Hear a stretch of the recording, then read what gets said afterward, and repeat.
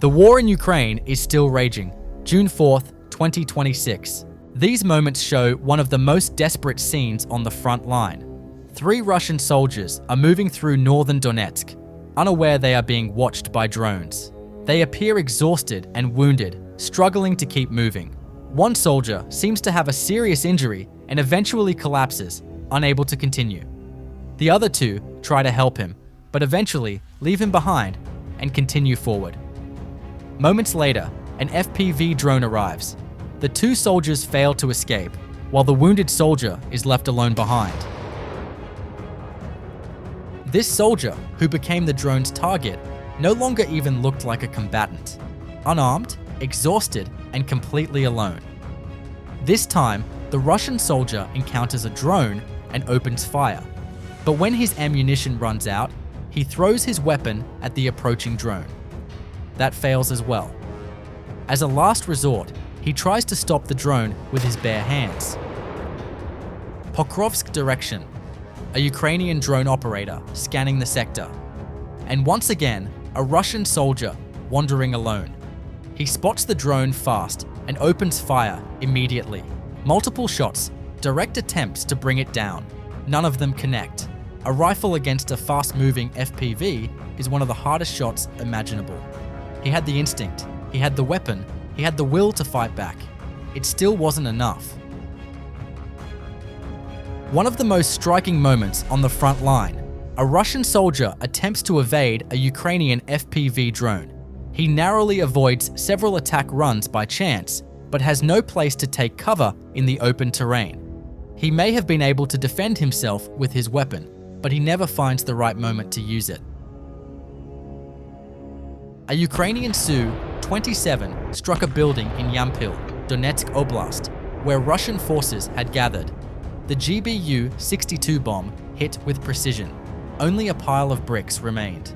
When a building can be erased in seconds, what does cover mean anymore?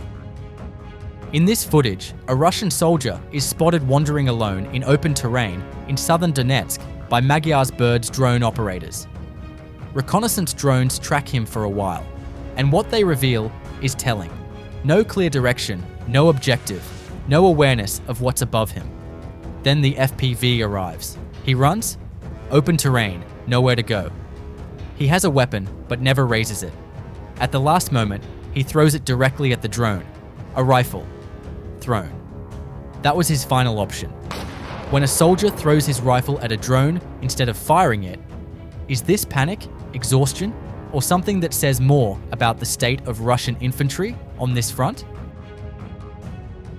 A Russian drone operator inside an abandoned house, spotted by Ukrainian reconnaissance drones. He had no idea he was being watched. An FPV drone carrying a powerful explosive flew straight into the building. This wasn't a single strike. Ukraine's State Border Guard Service launched a systematic operation, locating Russian FPV drone operator positions one by one and striking each of them. Russian operators had set up inside abandoned buildings, converting them into forward drone control stations. The Border Guard operators found everyone. Then the sweep continued. Communication antennas, satellite equipment, and military hardware all taken out in the same operation. This is the drone war within the drone war. Not strikes on infantry or vehicles, strikes on the people and infrastructure that control Russian drones. Eliminate the operators and the equipment, and the drones stop flying. This soldier starts running after encountering an FPV drone, but no matter how fast he runs, it makes no difference.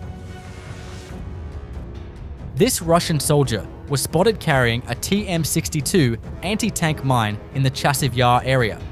Ukraine's 24th Mechanized Brigade FPV drones immediately moved in. The strike misses, but the panic is enough. He tries to set the mine down and triggers it in the process. He was likely sent forward to plant it somewhere specific, a task that never got completed. Russian soldiers on a motorcycle, filming themselves while riding along the front line. The performance ends when they hit a destroyed vehicle blocking the road. Whatever they were trying to film, it didn't go as planned. When soldiers are filming videos on motorcycles instead of maintaining situational awareness, what does that say about discipline on the Russian front line? Ukrainian border guards of the Chernihiv detachment shot down a Russian Shahed.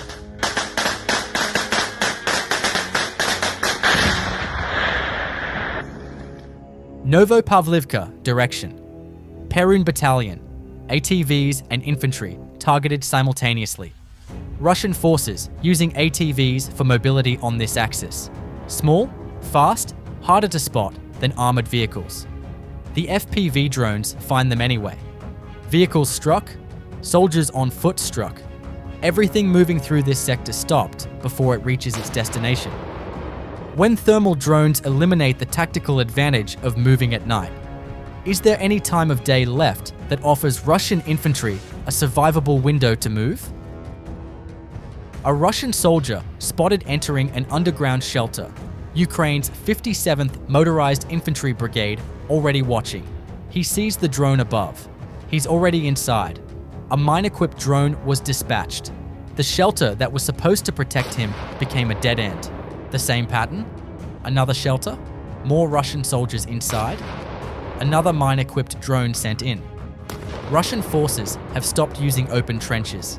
They've moved into rubble, abandoned buildings, underground positions, anything that puts walls and earth between them and the drones above. None of it is working. The drones find the entrance. The mine goes in. The shelter becomes the target. The war doesn't stop when the sun goes down.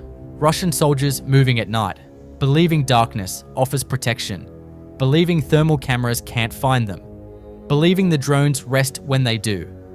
They don't. Brigade Lyut of the National Police, thermal FPV drones operating across the Lyman, Donetsk and Pokrovsk triangle day and night without pause.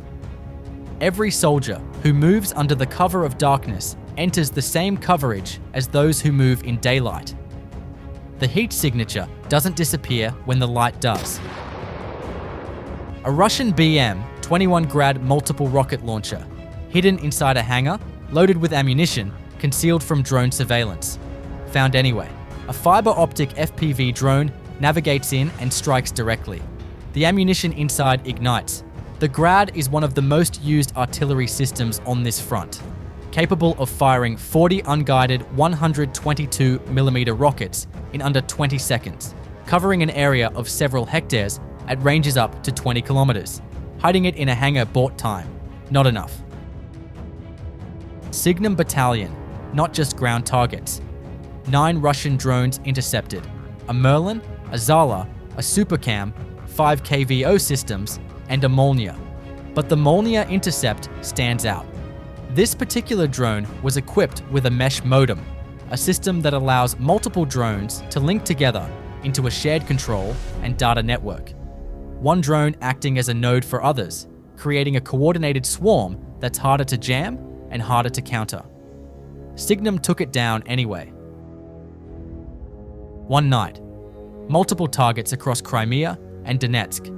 A Svetlyak-class border patrol vessel struck in Crimea. A 49-meter armed ship used for port protection, air defense coordination, and anti-submarine operations. Armed with 16 Igla surface-to-air missile systems and an AK-176 artillery mount. Gone. A Pantsir S-1 air defense system destroyed in Kherson Oblast. A short-range navigation system taken out at Saki Air Base in Crimea. The same base Ukraine struck earlier in the war. 2 locomotives hit in Crimea, disrupting rail logistics across the peninsula. Fuel tankers struck in Makiyivka. Power transformers destroyed in Donetsk. One night, a warship, an air defense system, navigation infrastructure, locomotives, fuel, and power, all simultaneously. When a single overnight operation reaches warships, air defense, and power infrastructure simultaneously, how much of Russia's Crimea logistics network is still functioning? Horlivka, 35 to 40 kilometers behind Russian positions. Ukraine's 28th Brigade Spalakh drone unit is now operating there regularly. Trucks, cars, quad bikes, anything that enters Horlivka stays there. Supply runs that were once relatively safe are now under consistent drone pressure. No fiber-optic systems, no new mid-range strike drones. Just experienced pilots, coordination between units, and the skill to reach targets this deep with standard equipment. When experienced operators can reach logistics targets 40 kilometers behind the line with standard drones, what does that tell you about the role of pilot skill versus technology in this war? That's everything for today. June 4th, 2026, day 1561 of this war. Russian total losses have now crossed 1,368,040 personnel. Russia's spring offensive has been derailed. Despite suffering over 100,000 casualties in recent months, Moscow has captured almost no territory, while Ukrainian strikes continue to degrade its logistics and military infrastructure. Overnight, Ukrainian drones struck a Svetlyak-class patrol vessel in Crimea, a Pantsir S-1 air defense system in Kherson, navigation infrastructure at Saki Air Base, locomotives and fuel tankers across Crimea, and power transformers in Donetsk. This follows yesterday's strikes on the corvette Boyki in St. Petersburg and the city's oil terminal, 1,100 kilometers from Ukraine. The naval balance has shifted from 12-1 in Russia's favor at the start of the war to roughly 4-1 today. Ukraine's reach keeps expanding. The front holds. The drone war never stops. Subscribe for daily Frontline coverage. No agenda, just the facts. See you in the next one.